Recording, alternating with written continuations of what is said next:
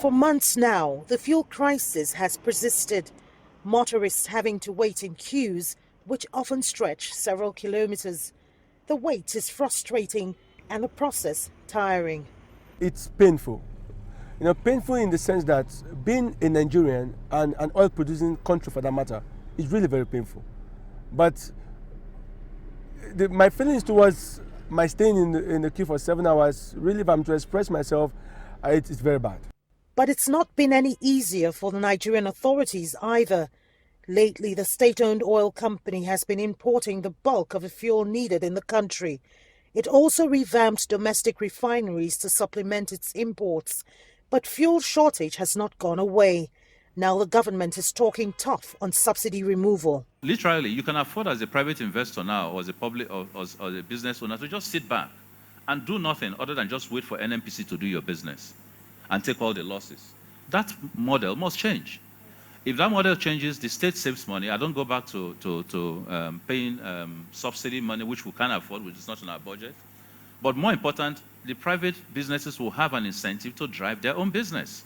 Non-payment of subsidy claims amounting to billions of dollars has been the main cause of fuel shortages. Industry observers think the problems are so much more than subsidy removal. Analyst Jai Gaskia believes it would save the country much more to boost refining at home. What you are really subsidizing is production, because fuel is a factor of production in Nigeria. So having said that, we then need to understand that what the country needs to do away with is the regime that makes it possible for a differential to exist between the landing cost and the pump price. And what is that regime? It means that you need to get rid of the necessity to import fuel.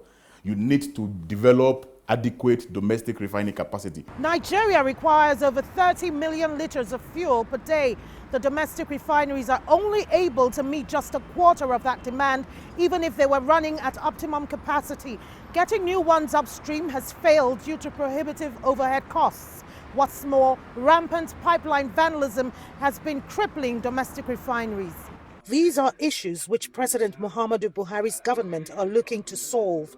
His government is now encouraging private investors to consider domestic refineries while promising tough action against militants in the oil-rich Niger Delta. Kelechi Emekalam, CCTV Abuja, Nigeria.